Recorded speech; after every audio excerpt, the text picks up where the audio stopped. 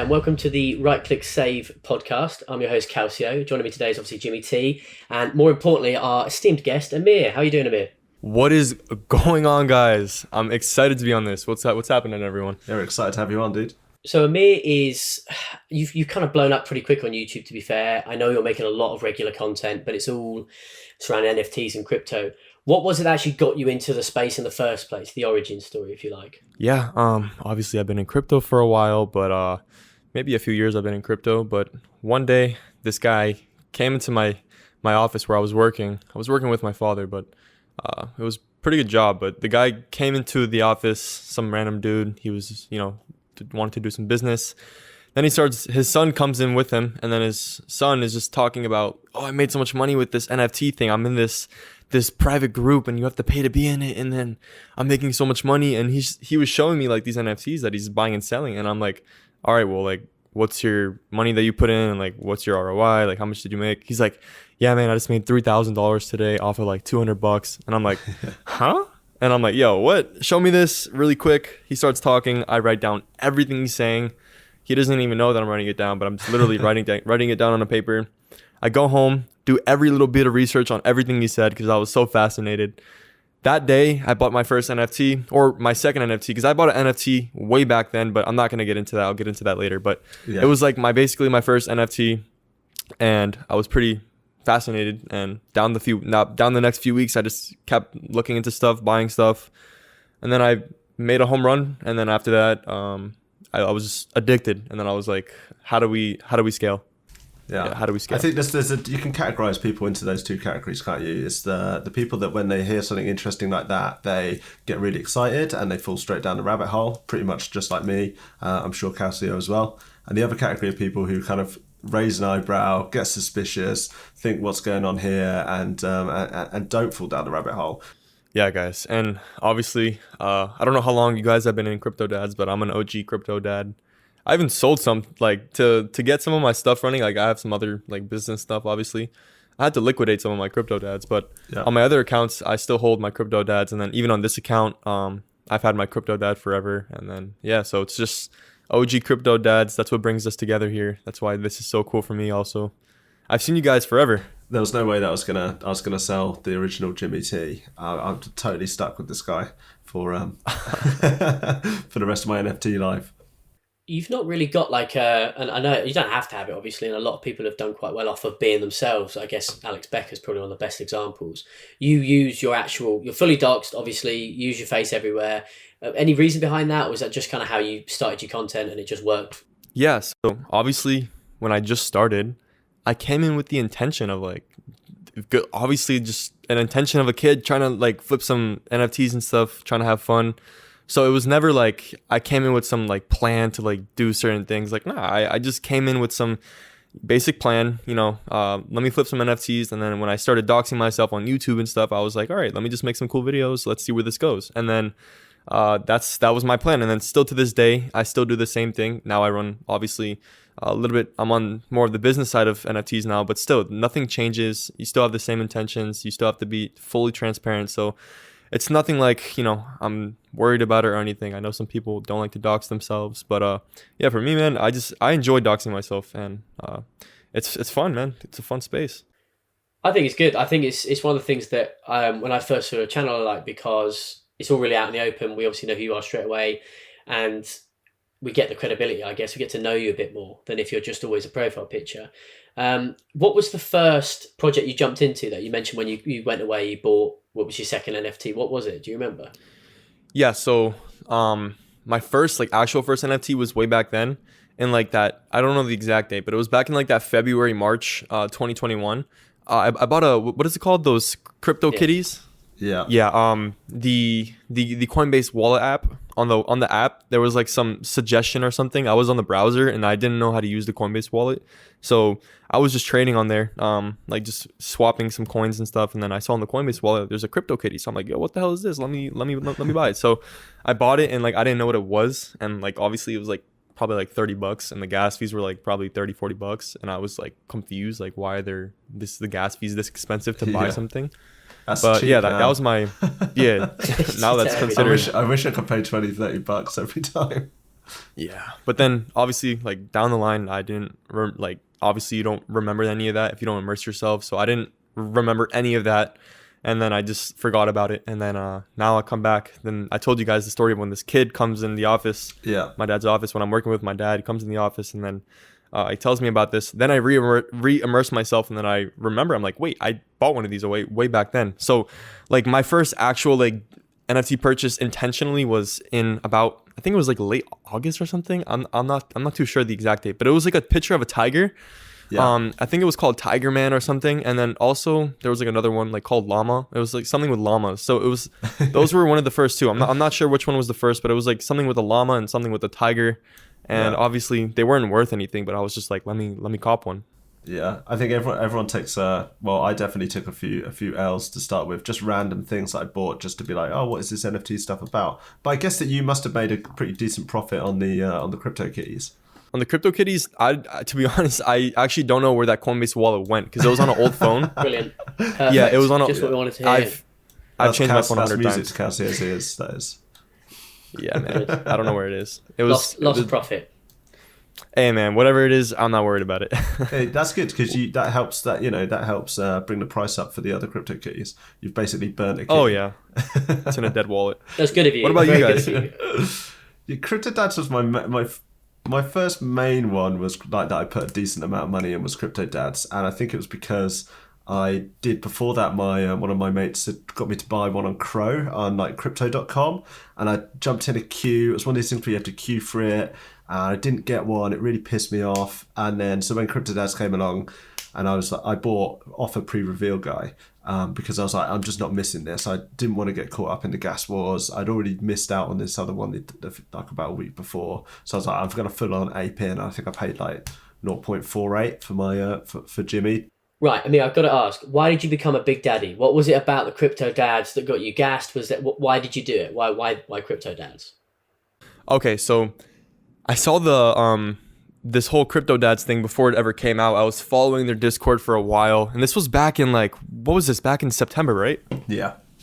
Okay, like I think it was early September. So I was really following their Discord. I was looking at everything, and I saw what they had coming up, and I was like, yo, I know what's gonna pop, and I just know that this entire concept of like bringing together dads, and I know this entire space was only men, so I was like, yo, this entire concept, I know it's gonna explode. So let me get as much as money as I can and try to buy these as much as I can. I told my friend about it. I told my other friend about it. We were all like loading up. We were like getting ready for this CryptoDads drop. And I just there was no actual reason behind it. I didn't know what makes an NFT project successful, but like I just was looking at it. Like there was so much engagement on Twitter, on the Discord, and there were so many members, and I was so hyped for it. And when it dropped, I had three different phones, including my friend. We had 3 different phones, and we were trying to buy on the mint, right? And I don't think I got public. I don't think I got the pre-sale. I don't even know if there was a pre-sale. I just got public sale. Yeah. So we were all trying to buy, and obviously everything sold out like within minutes. And I was like pissed off, and I was like, "What the fuck, man!" Like I really wanted to get one. So I think the floor price went up really quick immediately, and then I was waiting. I was like, "Let me just wait for till it drops." And then we ended up scooping like 3. I think it was, including my friend, I think it was 4 or 5. I'm not too sure. We scooped up at 0.18. I promise you, at 0.18, we scooped up so many pre-reveal, and then it revealed. And I remember it went up to the highest peak it ever hit was 2.3. And I think you guys know that exact day when it hit that 2.3. It was insane. It was the 16th or 18th of October, something like that. It was pretty good. It's a good day. Yeah, it was insane. So that was like my moment. I was like, all right, NFTs are insane. I never knew I can make this much money so quick. Let me go all in. And then that was it. What about you guys? What did you guys buy in at? Yeah, well, mine was 0.48, so mine was pretty good. I know Calcio loves to buy the knife. I'm a big fan of supporting projects by giving them extremely good royalty payouts. So I like to buy at the highest possible price. I think, if we're being honest, I may or may not have spent about 17 ETH on dads across the board, but 17. 17. Yeah, not on one dad, but across the board. I put about 17 ETH, I think. Dude, you're all in. I'm definitely not all in. But that'd be bad if I was. That'd be very bad. You need to get a bit deeper in cash. Yeah, he's got the rest. He's got the rest on Crypto Mums. Yeah, 500,000 months. No, but I like as an 18-year-old, I made money quite quickly as well when I was a little bit younger. How have you actually found that going from being, I guess, a normal regular person to having a lot more wealth and a lot more responsibility because now you've got your own projects and stuff? Have you found that overwhelming at all, or just quite enjoyable? Yeah, so obviously when I was working with my dad, I think that's a good place to like get you guys to understand what I was doing. I was working with my dad. I was making like good amount of money, like a really good amount of money for 18 years old. I was making over 100,000. So, Oh wow. what I was doing is I was handling his e-commerce stores, which were doing 8 figures. They were not actually like drop shipping or any bullshit. It was selling electronics online on like Amazon, eBay, Walmart, Newegg. Okay, And then cool. also he had like a wholesale side of the business. So he was too busy on the wholesale side of his business. So I had to handle the e-commerce side. So that's what I was doing. I was like the head. I was the basically handled everything, advertising, everything, and marketing. So I understood all of that, and I got really good. I got really advanced at that, and I scaled it from 7 to 8 figures very quickly. So, Nice. but for when I came to NFTs, I generated not a lot of money right away, but just a lot more money than I would make in a week. So the amount of money I would make in a week for NFTs is a lot more than I would ever make working, right? So that's where it struck to me. I'm like, if I just flip correctly and consistently, then So and how it, quickly it, did you quit your job with your dad? yeah, that was very quick. I think it was 2 or 3 weeks. It was just too much, man. I was on Discord all day when I Yeah. was at his office, and like Productivity went down, I bet. yeah, no, he understood. Like for the e-commerce thing, you don't really have to put in a lot of time, but like Yeah. it's just you need to be focused. Like maybe 2 or 3 hours every day, I Yeah. would need to be focused at his work. But then obviously with NFTs, you need to be on there all day. So Yeah. that's what I was doing, and then it just became too much, and we both agreed like a really mutual, like good, like respectful agreement. Like I just need to walk away. So And that's what that's I did. crazy, isn't it? To think like, not a lot of 18-year-olds have that opportunity where, as you were saying yourself, earning sort of six figures when you're 18 is just crazy. And to have found something that even better than that in NFTs and immediately made a success of that is, yeah, that's pretty inspirational, man. Thanks, man. Yeah, I was super confident that I was gonna be able to do it, and like I was just like all in. So I'm like, fuck it, man. Like let me just see where this goes. And so far it's going pretty good. But what I really understood was I listened to Alex Becker a lot. When I watched one of his videos, he said this one thing that really changed everything for me, and it was like such a simple concept, but it really struck me. He said in his video, he said the only way to get rich in this crypto bull run is you have to really immerse yourself into one tiny small category, whether it's gaming NFTs, whether it's gaming profile picture whether it's profile picture NFTs, whether it's DeFi crypto, whether it's gaming crypto. You have to immerse yourself into that one category really deeply and understand it so deeply to where you know exactly with what you're doing in that space and you're very lucrative. So Yeah. that's what really struck me, and that's why I really immersed myself deeply into like profile picture NFTs. And Talking about them profile picture NFTs, how have you, because I'm just definitely something I've noticed that even in this, because I've been in NFTs probably about the same time as you. I've been in crypto since about 2017, but NFTs only since kind of like, I think I set up my OpenSea account in January, but I only really started trading in September. So not a huge amount of time. How have you found that the profile picture space has changed in that time for you? dude, I think you guys both know how fast the profile picture has changed. It's like but it still works though. It still works, Yeah. but it only works if it's like, it's a once in a while thing, but yeah, the whole space has definitely changed. It changes within like weeks always. Like Yeah. there's like this whole new thing every 2 weeks. So we've seen from profile pictures, then we went to, oh my god, it's dying out. Now let's go to tokens. Okay, and then I went from tokens all the way to, oh my god, let's go to DAOs. And then from DAOs I went to, oh my god, we have to include it into something even greater. And then now it's Yeah. like last week, it ended I think like last week, but then it's like, oh, we have to do add a gaming and staking and token concept. Yeah. And then it's just like changing. And now I think right now it's like in metaverse. So it's And just also changing, but I think whitelist always like games. I find that's a big thing now at the moment, isn't it? Stealth drops and whitelist Voltura, man. games, and yeah, Vulture. He's people have got to be careful now, haven't they? Because like if you do something that's successful, you completely change the market overnight. Like Wolf Game completely changed the market overnight. Like so many clone games came out after that. Vultura, everyone now is trying to do these whitelist games. Anyone who's ever done a successful stealth drop, it's just created about 20 of them come out straight away afterwards. It's, the space moves so quickly, and it's so trend based as well. Everyone's trying to jump on the latest thing that's been successful. When we're looking at a lot of what you've covered, how do you kind of go about your strategy and your flip system? And have you got certain metrics you look for in projects, or what do you base that on? Okay, so are you talking about what I personally flip, or like with what I'm speaking about on my channel? Yeah, what you look for so say you want to do some flipping today, and you're going to have a look at some projects and see what you want to attack. What is it that you're looking for from a project? Okay, so obviously since the market's constantly changing, my strategy's changing, but Yeah. a lot of the times, like my strategy now is just to be minting projects. I don't like to flip like those projects that are under 0.5 ETH on OpenSea because there's no profit to be made there. But with projects that are like blue chips, I'm definitely trying to acquire as many blue chips as possible and hold those. So that's like where my money's gonna be stuck in blue chips for a little bit. That's like a little bit of my money. But then with what I'm trying to flip, right? I'm getting into projects only minting on the private sale, obviously, and I'm getting into the private sale for those, and I know which projects are going to do well. And you ask, how do I know that if they're going to do well? It's very easy for me to tell. Obviously, we've been in this space for a while. It's for me, it's very easy to tell. I can just like literally look at a project for under 1 minute, and I could tell really quickly if this is gonna do well. And there's a few things I do. Obviously, I go on their Twitter. I know what to look for on their Twitter. I go on their Discord. I know what to look for on their Discord. And the website doesn't really matter to me. A website doesn't really change if a project's gonna do well. But then you also have to look at the team too. But obviously, we've just seen that's not really like the main factor every single time. That's a factor you look for more if like you're looking for more long term on a project. But for short term, it's still like we want it to be like, okay, only good founders can launch good projects. But like we want it to be that, but it's still we're not there yet. And I hope that we get there.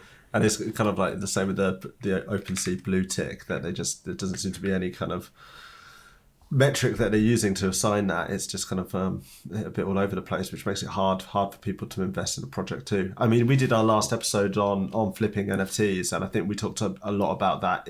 Pretty much the things you're talking about there, checking out their Twitter, checking out their Discord, and definitely look for, I mean, I want them to have a lot of followers on Twitter, but then look down at their posts and see, hang on, but out of all those followers, are they getting a proportional engagement on their posts? Because if they've got 50,000 followers and yet their latest post got 17 retweets, then those followers aren't real. They're not engaging with the content as it comes out.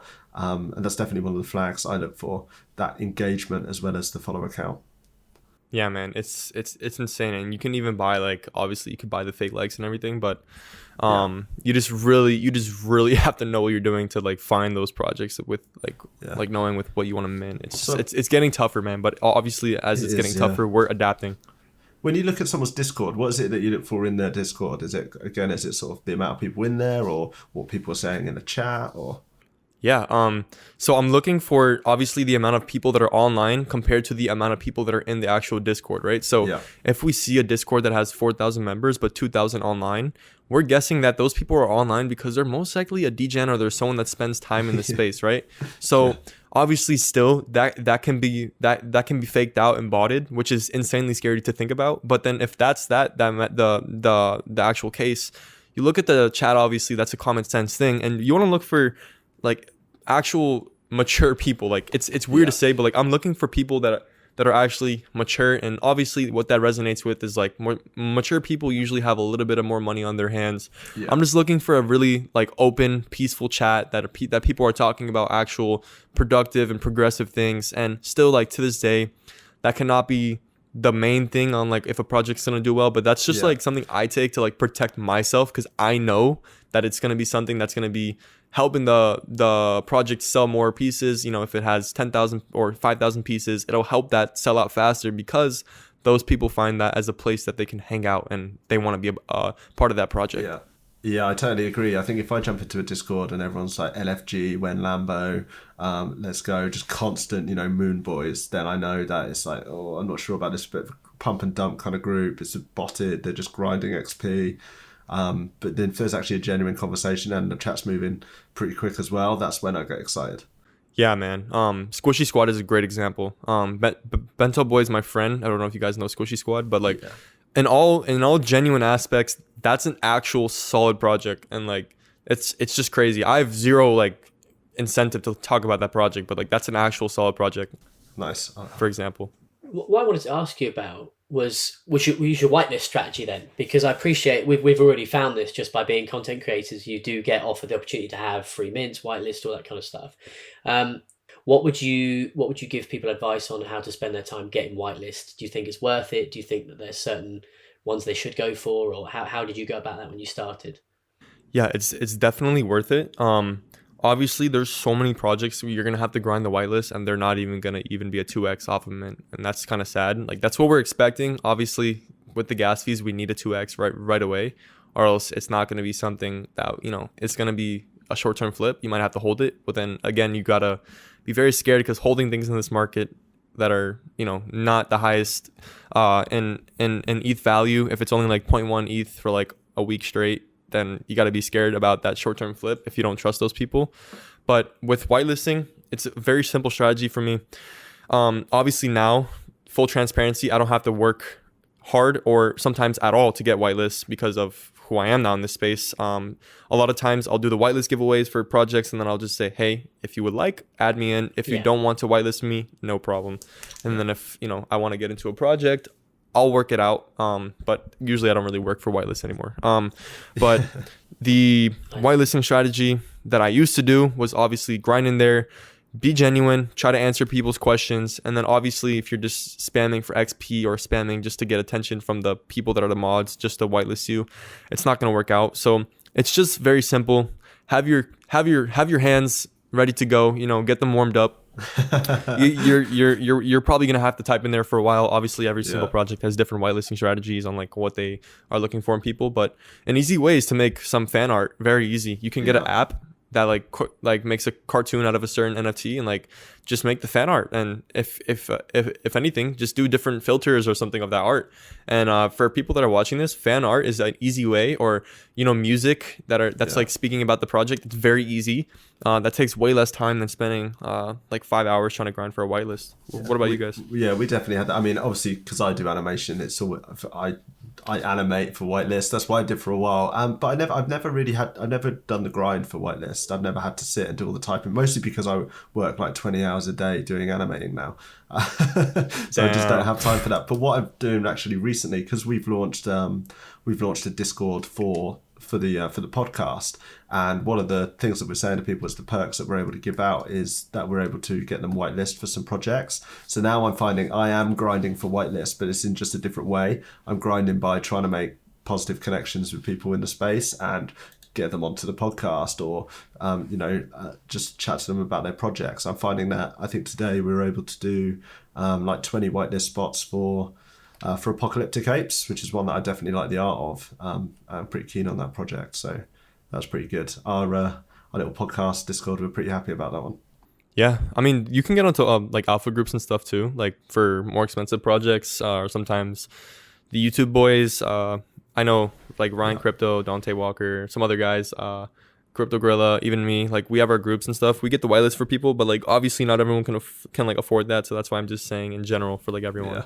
What's a free way to do it? So that's a free way to do it. That's why I fan art. Yeah, the free way. Yeah, like fan art. Join the podcast. That's the free way. That is the free way. And then also, I did used to grind for the whitelist, man. I remember for like some shitty projects, I grinded like maybe 10 to 15 shitty projects whitelist for like ever, man. One of the projects I grinded for like 3 days. I put in 12 hours just to get a whitelist, and the project never performed. So I've been on both sides of the equation, time, so I know what people are going through. I did my due time, man. Yeah. I guess that's how it's always going to go, though, isn't it? Like the way, if you told me you're a 10-10 trader, I said this before, you'd be lying. No one's successful on everything they do. I guess if you stick to ultimately what you're saying is the same thing that we said a week ago. You have a strategy, you have conviction in your strategy, you don't alter what you're doing, you take profits when you consistently say you will, and then you see the success that you've had. And one of the big things you've done recently, I know we talked about this over WhatsApp a little bit, you obviously launched your own project that was completely independent of everyone else. What is the project? I obviously know, but for the audience, what is the project? What's the goal of it? How are you guys getting on with it so far? And how are you finding being a project owner? Yeah, so it's called Dark Echelon, and basically what it is, it's like a gamification launch pad where we're trying to like incubate like gaming projects and even some like profile picture projects, but I'm trying to like really make it a name of like a gaming launch pad. And we're gonna be partnering with some gaming companies, some gaming brands, and down the line maybe even something bigger than that. But I'm trying to partner with those type of people to get some like whitelist spots for people and everything. And I'm trying to like get the whitelist spots for the whole entire group, not just Nice, yeah. like half, because every project gets the whitelist spots. Not that hard, but like how many are you gonna get? So I'm trying to get it for everyone. But then obviously like I have some stealth utility that I haven't really announced to the public yet, and there's gonna be like some tools in there that we already have developed. I already have 8 tools developed, and it's some pretty like I've never seen these types of tools before. I customized it with some developers, and we've developed some really cool custom bots. And Nice. some of the things it's like alerts for I don't want to go too deep in the bots, Sure. because it's like I want to be the first ones to release this type of stuff. I don't want anyone Yeah, for grinding sure. this out.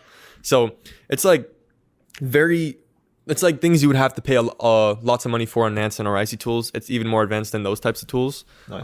But then also on top of that, there's some other things, like let's say a bot, like a FOMO bot, like something that I customize my own self. Like when people are FOMOing in something, it notifies everyone in the group right away. So it's like really complicated how to explain it, but it'll be released in actually a few days. That makes sense. That does No, make it's cool. sense. I mean, it's funny So because yeah, it'll be released in a few days. it's so important, I think, to add value these days. I think we've gone past the point where you can just have like a vanilla style project of just sort of one dimensional. And I think a lot of projects are looking to add value. I mean, we were even looking to bring out some tools to help our guys on our website for the podcast group that we've got. So it's great to see that a lot of people are doing that. And you sound like you've got some proper alpha stuff coming out. Oh yeah, no, it's cool. It's like what Kosher Plug, right? He has this kosher kit coming out. I've been following him forever, and his kosher kit's coming out. I'm very excited for him. But what I'm doing is pretty similar, except just obviously a whole different type of tool. So it's gonna be something where everyone can benefit. And obviously I say stealth utility because again, my whole thing is to under promise the shit out of my project. So down the line, people can experience. Obviously we don't talk about floor price here, but I'm hoping that my people can experience some type of gain down the line, even if they're not going to sell. Yeah, awesome. It's always nice when you look at your portfolio and it's in the green. Yeah, that's what I want people to see. So with your project though, because I when we spoke about it a little bit, I did think it was really interesting. Have you got anything apart from the tools that you're going to be releasing as well that you can talk about, or is it that's your main thing you'll be pushing early? Have you got anything else lined up you're going to be going alongside with it, or? Yeah, so I'm in talk with my he's like my close friend in the space, but he's also my mod, and then he's also like he helps me like talk about certain things when I'm being public about certain things. So like kind of like an advisor / mod / friend in the space. Yeah. We've been discussing a lot of cool shit. Nice. To be honest, I don't have anything solid yet for like what's next. Like there is no actual solid next move, but what we're doing is we have different phases of how we're going to release these bots. So bots is going to be a big thing. Alpha group is a big thing. And then also the gaming launchpad is a big thing. But then I know down the line, that's going to be just such a, like everyone's going to have that down the line. So obviously we're working to do more and more and more. And obviously these bots cost a lot. So I'm just trying to be cost effective, but then at the same time revolutionary. And it's just like all in one, I'm not promising to be God over here or like trying to promise a million things in different utility. I'm just trying to give actual useful content to people. It sounds like you're really enjoying it as well. I think that's something that I've definitely found about the space is there's so much room for innovation and being creative. And just if you are that kind of person that gets excited and I get excited, I go to my computer, I get busy, I get to work, I get innovating. It sounds like you're definitely that kind of person as well. Dude, it's insane. Sometimes it's 22-hour days. Yeah, I know that feeling, man. yeah, you would know. It's crazy. Yeah, literally, I had to put my notice in on my boring job this week because my boring mundane day job, my safe job, because I'm over 20 hours a day for the last 3 months, and it was the end was nigh. So I was like, no, I've got to stop, get rid of the safe job, take a bit of a risk, and just get neck deep in NFTs, in being a full-time degen. Here's a question for you though: would you rather have 2 apes or a punk? That's a tough one, but I would rather have 2 apes. Yeah. I think most people now, like when we if you go back to September, again, I know values are proportionate and relevant. I feel like most people would probably gone for a punk, whereas now I think most people would go with the ape option. I don't like the IP setup for the punks, and I That's think what the that's I problem is, think right? that's fine for me to say having joined NFTs when I did, because it was kind of like the IP revolution. You know, being able to use your character was kind of from the middle of this year, and before that, like punks are kind of like the old school original NFT, aren't they? That did really well, and so they're still on that old kind of structure. And it's kind of interesting the way that's kind of changing as well, and that has become a really important metric. I always check. You want to make sure that you've got the intellectual property of your the image rights of the NFT that you're buying. I think that's an important part of it now, especially for me because I like to animate them. What about you, Amir? Is there anything that I know you obviously you've just bought into Neo Tokyo? Anything else you're looking at blue chip wise? Because you've mentioned that's like a big part of what you're trying to do. You want to obviously have your holdings in blue chips, or I don't really like the phrase too much, but is there anything that you want to be in that you're not in yet?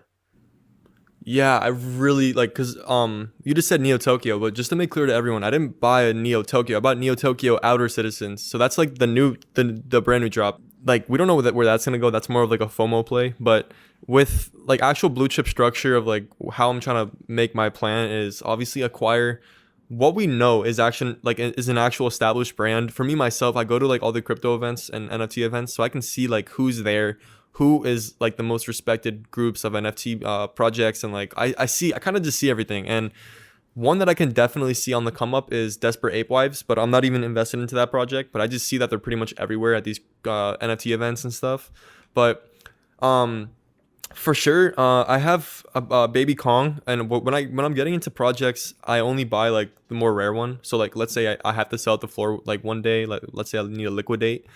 I don't have to sell like too much like exactly at the floor, but I can sell just a little bit above the floor, and I know it's gonna sell like right away. So for example, I bought like I think it was a top 5 or top 10% Kong. Recently I bought a top 20% Doge Pound. Oh, I bought a Bears Deluxe recently. I got a really rare one, top 10%. Besides that, that's like pretty much what I've acquired in the past few weeks, and I'm looking to buy more and more and more as time goes. Nice. That's cool. Yeah, to be fair, Bears, I gotta say, the consistent sales is the biggest thing with that project. I think that they obviously had some.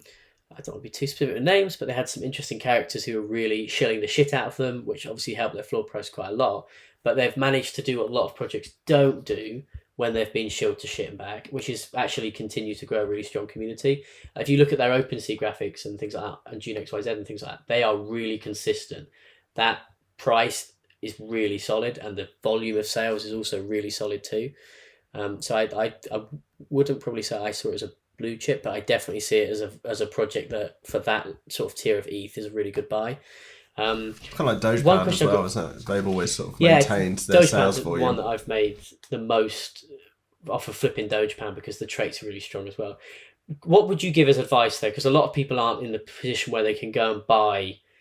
This is one big thing as well. It's not talked about enough in the community. Most people are overextended and don't have much ETH. Right? You started with, was it like $400-500? What's the biggest advice today that you could give someone who's coming into the market with, let's say, half an ETH or less? What would you say they should be trying to do? You have to get into the whitelist for solid projects that are meant. You cannot buy off secondary. If you have come in with under $1,000 into NFTs, you're gonna get crushed if you buy off secondary. Do not buy secondary. Buy off of pre-sale mint only. And for actual solid projects. If you get the wrong project, you're gonna lose your money. Move on. You're gonna find a 10x. You're gonna find a 20x. Just get into the solid projects. Make sure you're following reputable people, and that's pretty much it. Buying off secondary is only for people with lots of money, and that's pretty much how it goes. You're not gonna make money off of a NFT that's under 0.1 ETH unless it's like some punk derivative that's gonna pump. Are there any wallets that you track and look at and keep an eye on? Sort of what maybe some other. I do not. No, I do not. But in my new tool on Dark Echelon, we have like literally 30 different wallets that are all pretty solid that we track. So now I'll start using nice. that tool on there. So I might start wallet tracking. I used to do it, but like now for the current moment, I don't do it. It's just like people buy things sometimes that they don't even care about. They just buy it just to buy it. So I don't even. Yeah, that's why I don't wallet track. But I think that's the thing you said. Like at the end of the day, you've got to remember that if you are even considering tracking someone's wallet, they've probably got quite a bit of cash, right? So if they lose 10, 20, 30K, that's to those sorts of size whales, nothing. Whereas if you're tracking that wallet and you don't have that capital, you've always got to be careful because that'll make a huge difference to you. Like Gary Vee, for example, bought a koala agent for like 17, 18 ETH. If at the time you'd gone and followed him, but you didn't have anywhere near as much money, you're fucked because they're now down under 0.01. Like that's why I think wallet trackings, you've got to be careful with it. But if you've got solid, consistent tracking, and again, we really, I guess, always say like do your own research sarcastically or flippantly to make sure we're covered. But like if you do that research, right, I guess then you can't lose. But I do think you're right about Whitelist. Yeah, I think it's cool. So your project as well is trading on OpenSea at the minute, isn't it? We can go and pick it up. I think it's about 0.1 ETH at the minute on if I wanted to go pick one up. For the regular one, yeah, but the Genesis one, we've had a couple sales of like 0.5. So nice. The Genesis is running at around 0.5. But regular one, I think it's at 0.1. We do have some. I think we did have some people that got in that didn't really know what it was, I guess. But yes, it is trading at about mint price for the normal one. And does that get you access to all the kind of tools as well? Yeah, so we're gonna announce the Genesis utility down the line, but for now, everyone gets the same utility. But definitely, trust me, I'm gonna have something very special for the Genesis people. Nice. Do you guys want to just tap in really quick to like the scams that's going on in the space? Just because I know some people that are watching this are, I really want to make people aware of that, and I'm scared for everyone that's going to get into these certain types of projects on like Instagram, for example, and it's very like I think everyone needs to stay far away from that. Yeah, I just would never take a call from Instagram. I think that's probably the best advice I can give. Oh my god! That. And then what's going on with Crypto Champions with Brett and Sebastian endorsing them? I feel so bad for them. I don't think I have so much respect for them, but I don't think they have any control of like what's happening right now with them, like doing the floor price guarantee and all that stuff. That is I don't think they have any control. Man. I think they're stuck in there. Like I'm on their side, but with Crypto Champions, dude, like we need to stay far away from that, and we need to like welcome people with an open arms in this space. Yeah, but like 100%. With things like that, like dude, oh my, Instagram is gonna like that's what puts a bad name on this space. People buy into those projects and they lose all their money, and then they go on Instagram and they go talk about how they lost all their money, and then it just makes us look bad. Yeah, I always try and help everyone that messages me. I try and give some, like, not necessarily financial advice, but just advice first of all to do their own research, due diligence, and just keep looking and just don't believe everything they hear and read.